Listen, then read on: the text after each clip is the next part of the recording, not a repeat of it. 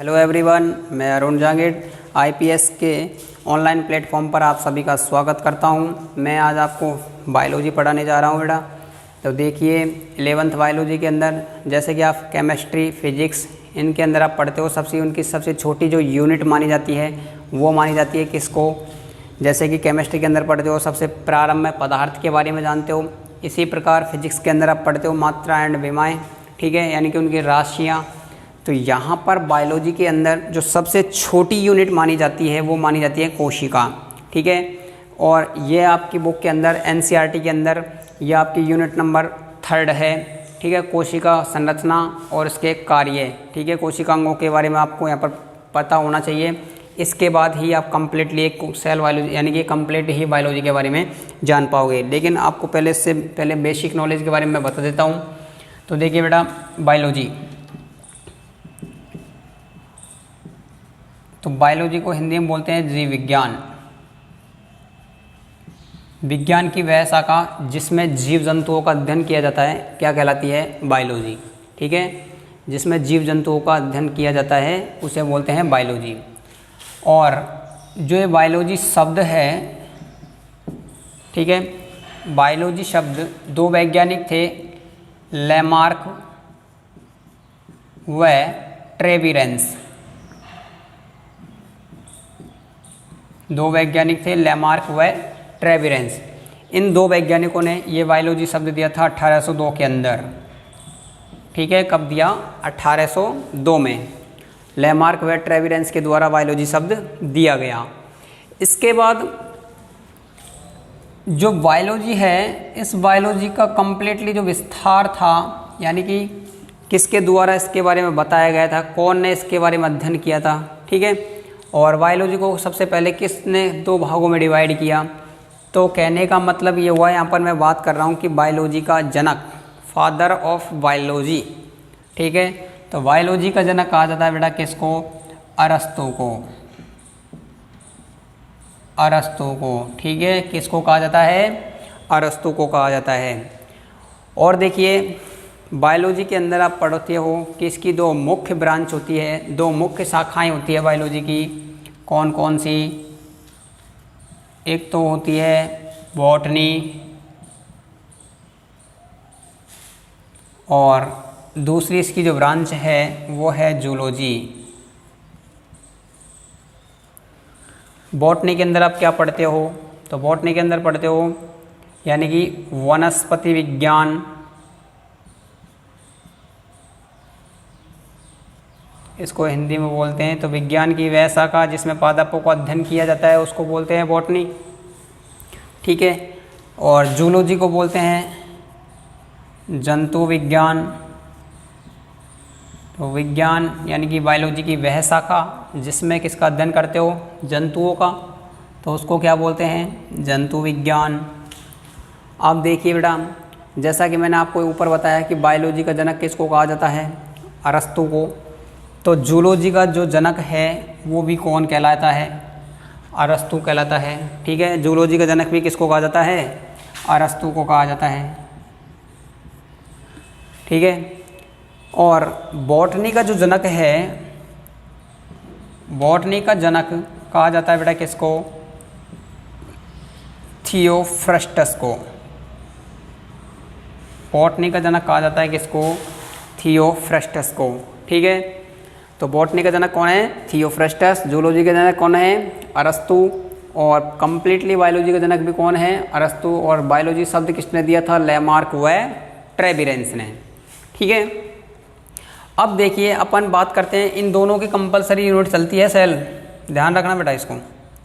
कोशिका ये सभी के अंदर, जितने भी जीव जंतु है सबके अंदर मौजूद होती है, ठीक है, सभी के अंदर सेल पाई जाती है। अब देखिए यहाँ पर थोड़ा समझना एक चीज़ को कि कोशिका क्या है और इसकी शाखा कौन सी है, इसकी परिभाषा क्या है, किसने इसकी खोज करी, तो उसके बारे में अपन देखते हैं बेटा।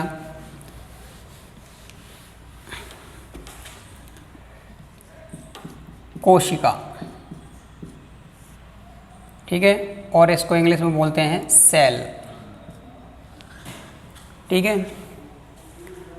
तो सबसे पहले आपको ये पता रहना चाहिए कि कोशिका की परिभाषा क्या है। तो कोशिका शरीर की क्रियात्मक व संरचनात्मक यूनिट होती है। संरचनात्मक इकाई, ठीक है। तो कोशिका शरीर की क्रियात्मक और संरचनात्मक इकाई होती है। अब देखिए कारण क्या है, क्यों बोलते हैं इसको संरचनात्मक और क्रियात्मक इकाई। तो एक ह्यूमन बींग्स के अंदर या प्लांट के अंदर जो कंप्लीट मेटाबॉलिज्म में जो रिएक्शन चलती है, जैविक क्रियाएं जो चलती है, वो किसके द्वारा संपादित की जाती है, कोशिका के द्वारा, ठीक है। अब ह्यूमन बींग्स में या किसी भी प्लांट्स के अंदर जो हायर प्लांट होते हैं, ठीक है, इन सब के अंदर आप एक चीज़ देखते हो कि प्रोसेस जो होती है, मेटाबॉलिज्म जो रिएक्शन चलती है, काफ़ी हार्ड होती है। तो एक कोशिका कैसे कार्य को संपादित कर पाती है। तो यहाँ पर आपको एक चीज़ ध्यान रखना है, मैंने आपको पहले ही बताया कि संरचनात्मक मतलब ये है कि जो शरीर का निर्माण करती है वो भी कौन करती है, कोशिका करती है। क्यों करती है, कारण क्या है, देखिए अगर एक ह्यूमन बींग्स के अंदर कार्य बिल्कुल ईजी है, बिल्कुल सिंपल है, तो उसको एक कोशिका आसानी से कर देती है, ठीक है। और यदि कार्य हार्ड हो जाता है, तो समझना बात को, यदि कार्य थोड़ा जटिल हो जाता है, हार्ड हो जाता है, तो फिर क्या होता है कि बहुत सारी कोशिका आपस में जुड़ेगी। जैसे कि मैं आपको बता देता हूँ कि मैं पर्सनल एक इंसान हूँ, ठीक है। अगर मुझसे कोई ये बोलते हैं कि भाई आपको एक 20 किलो का पत्थर उठाना है, तो उसको मैं जा करके आसानी से उठा सकता हूँ, एक सिंगल सेल हुआ, ठीक है। और यदि फिर मेरे से ये बोला जाए कि आपको एक 100 किलो का पत्थर उठाना है, तो फिर मैं क्या करूँगा, मेरे से अकेले से तो उठेगा नहीं, तो फिर मैं क्या करूँगा, आसपास के लोगों की हेल्प लूँगा, तो एक समूह बन जाएगा। तो सेम प्रोसेस यहाँ पर देखिए बेटा, अगर कार्य बिल्कुल सिंपल है शरीर के अंदर, तो एक कोशिका आसानी से कार्य को कम संपादित कर देती है। और यदि कार्य थोड़ा जटिल हो जाता है शरीर में, तो कोशिका क्या करती है, बहुत सारी कोशिकाएं आपस में समूह में जुड़ जाती है, ठीक है। जो समूह बनता है, उस समूह को अपन क्या बोलते हैं, ऊतक। तो कोशिकाओं का समूह क्या कहलाएगा, ऊतक कहलाएगा। अब आगे देखिए और थोड़ा, फिर क्या होता है, अगर कार्य मान के चलो समूह बन गए, एक समूह ये बन गया, दूसरा समूह दूसरा बन गया, तीसरा बन गया, चौथा बन गया, ठीक है। और कार्य थोड़ा मेरे को और हार्ड दे दिया, बता दिए भाई मेरे को अब एक बड़ा ट्रक सीधा करना है, उल्टा पड़ा है तो उसको सीधा करना है, तो मेरे अकेले से नहीं होगा, एक समूह से भी नहीं होगा। तो फिर मैं क्या करूँगा, इसमें बहुत सारे समूह को आपस में लेकर के आऊँगा, इकट्ठा करूँगा। तो बिल्कुल सेम सिस्टम यहाँ पर है, यानी कि बहुत सारे ऊतक आपस में जुड़ जाते हैं। जब बहुत सारे ऊतक आपस में जुड़ जाएंगे, तो उस कार्य को, जितना भी शरीर में जितना भी जटिल कार्य होता है, उस कार्य को भी वो आसानी से कर देते हैं। और जब बहुत सारे ऊतक आपस में जुड़ जाते हैं, तो निर्माण कर लेते हैं किसका, अंग का, ठीक है। और बहुत सारे अंग आपस में मिलकर के किसका निर्माण कर लेते हैं बेटा, अंग तंत्र का।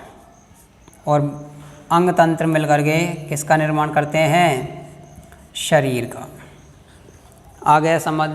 इसको संरचनात्मक और क्रियात्मक यूनिट क्यों कहते हैं, क्योंकि एक ही कोशिका शरीर में से एक साधारण कार्य को भी करती है, और जब ये कोशिका समूह में जुड़ जाती है, जिसको अपन ऊतक बोलते हैं, तो ये जटिल कार्यों को करते हैं। और ज़्यादा जटिल कार्य है तो ये ऊतक आपस में जुड़ जाते हैं और किसका निर्माण कर लेते हैं, अंग का निर्माण कर लेते हैं। इसी प्रकार ये अंग मिलकर के किसका निर्माण कर लेते हैं बेटा, अंग तंत्र का, ठीक है। और लास्ट में जाकर के किसका निर्माण कर लेते हैं, शरीर का। तो इसलिए मैंने यहाँ पर इसको बोला है कि शरीर की क्रियात्मक और संरचनात्मक। देखिए बेटा, एक कोशिका थी और एक कोशिका से किसका निर्माण हुआ था, ऊतक का। ऊतक के बाद में किसका निर्माण हुआ था, अंग का। और अंग तंत्र, इसके बाद में लास्ट में किसका निर्माण हो गया, शरीर का। इसलिए मैंने इसको बोला है संरचनात्मक इकाई, ठीक है। अब देखिए कि एक कोशिका के बारे में अगर मैं आपसे कहूँ कि बेटा इसकी स्टडी क्या कहलाती है, कोशिका विज्ञान आप सामान्य भाषा में इसको बोल सकते हो वैसे तो। लेकिन अगर आपसे कोई ये कहे कि कोशिका का अध्ययन किस में किया जाता है, तो कोशिका का अध्ययन क्या कहलाता है, साइटोलॉजी। क्या कहलाता है, साइटोलॉजी। यानी कि विज्ञान की वह शाखा जिसमें कोशिका का अध्ययन या कोशिका के कार्यों का अध्ययन या कोशिकांगों का अध्ययन किया जाता है, उसको अपन क्या बोलते हैं, साइटोलॉजी कहते हैं, ठीक है। अब बात करते हैं थोड़ा इसकी खोज के बारे में। तो सर्वप्रथम कोशिका की खोज किसने की थी? तो देखिए,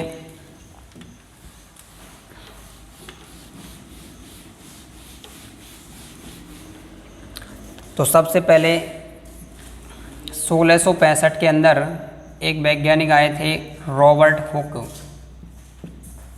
ठीक है, 1665 में एक वैज्ञानिक आए थे, रॉबर्ट हुक।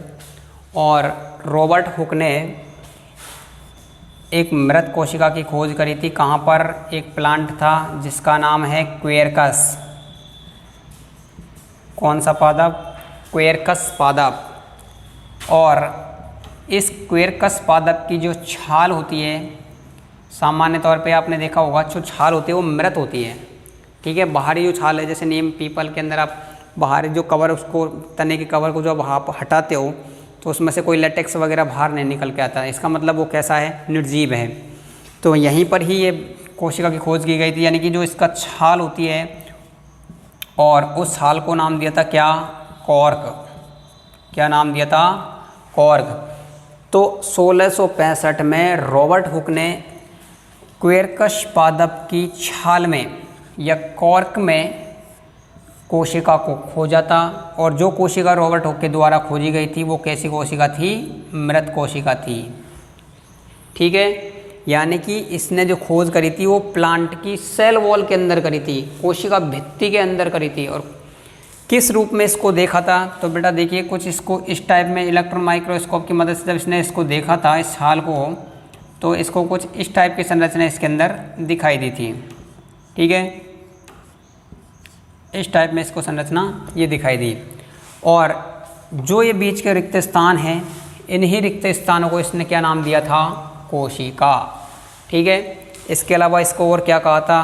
तो इसका मतलब ये और भी कहा था इसको सेला, और क्या कहा था? होलो। ठीक है, और क्या कहा था? स्पेस। सब का मतलब एक ही होता है, रिक्त स्थान। अब जो खाली रिक्त स्थान थे ये वाले, इन्हीं को क्या कहा था रॉबर्ट हुक ने? कोशिका। ठीक है, जो कैसी थी बेटा? मृत कोशिका थी। जब इनके द्वारा कोशिका की खोज कर दी गई थी 1665 में, तो इन्होंने एक पुस्तक लिखी थी, माइक्रोग्राफिया। पुस्तक कौन सी थी इसकी? माइक्रोग्राफिया।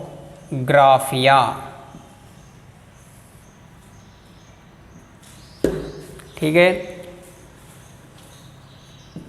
माइक्रोग्राफिया नामक पुस्तक के अंदर रॉबर्ट हुक ने कोशिका की कंप्लीट जो संरचना है या कंप्लीट जो वर्णन है वो विस्तारित कर दिया था माइक्रोग्राफिया पुस्तक में।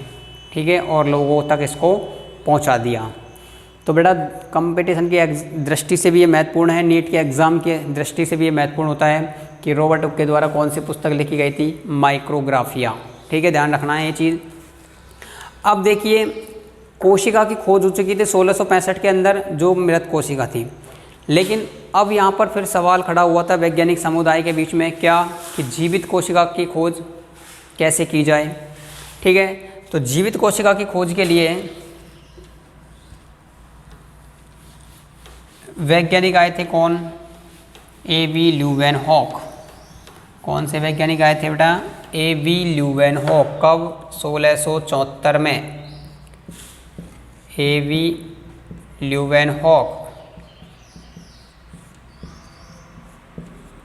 A.V. ल्यूवेनहॉक, और इन्होंने जो कोशिका खोजी थी वो कैसी थी?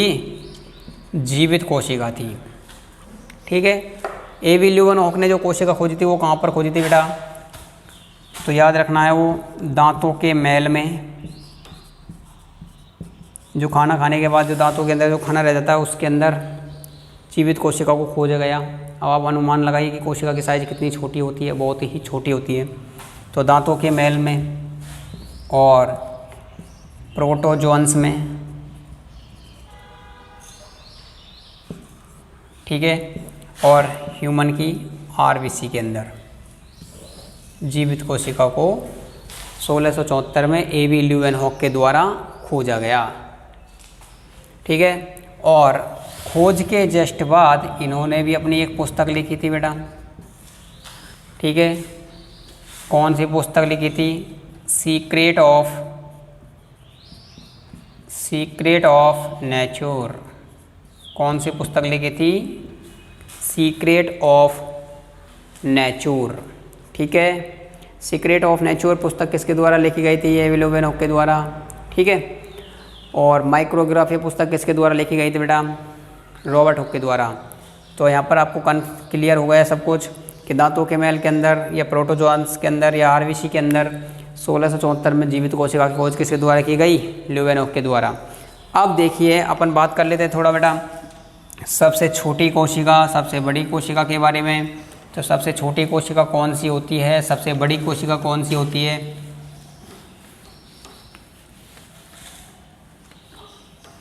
देखिए, अगर आपसे कोई पूछ ले कि सबसे छोटी कोशिका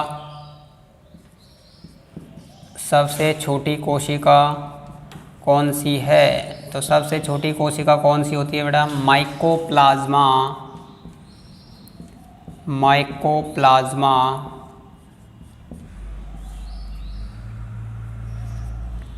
गैलीसेप्टिकमा।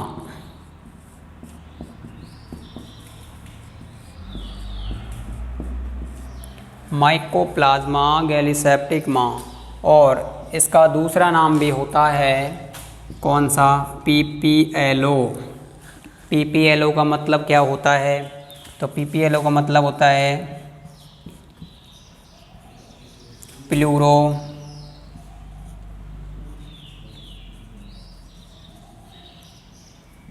Pneumonia like organism. Pleuro pneumonia like organism. ठीक है, तो माइकोप्लाज्मा गैलीसेप्टिकमा या पीपीएलओ यानी कि प्लूरो निमोनिया लाइक ऑर्गेनिज्म सबसे छोटी कोशिका मानी जाती है। और कितनी मानी जाती है बेटा? 0.1 म्यू से 0.3 म्यू तक। ठीक है, इसके बाद सबसे बड़ी कोशिका, तो सबसे बड़ी कोशिका कौन सी है? तो सबसे बड़ी कोशिका को देखा गया था किसके अंदर? शुतुरमुर्ग के अंडे की कोशिका। ठीक है, तो सबसे बड़ी कोशिका कौन सी है? शुतुरमुर्ग के अंडे की कोशिका। कितनी है? ठीक है, इसको भी याद रख लेना, काफ़ी बड़ी है। और अगर मैं बात करता हूँ मनुष्य के अंदर, तो मानव की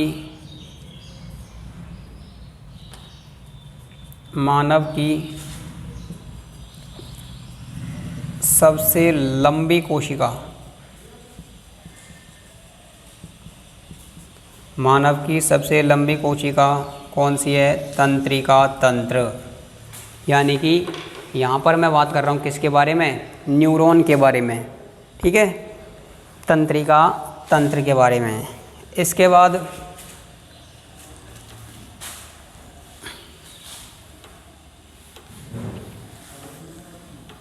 अपन देखते हैं मानव की सबसे बड़ी कोशिका। अब आप ये सोच रहे होंगे कि बड़ी कोशिका तो अभी बताई थी, ऐसा नहीं है। मैं बात कर रहा हूँ ये तो है लंबाई में और वो है आकार में। ठीक है, तो मानव की सबसे बड़ी कोशिका कौन सी है? अंडाणु। ठीक है, और मानव की सबसे छोटी कोशिका कौन सी मानी जाती है बेटा? शुक्राणु। कौन सी है? शुक्राणु। ठीक है, और इसके बाद अपन पढ़ेंगे क्या कोशिका के प्रकार, कौन कौन सी कोशिकाएं हैं, कितने प्रकार की कोशिकाएं हैं, वो बात करेंगे नेक्स्ट वीडियो के अंतर्गत। आज के लिए इतना ही। Thanks a lot.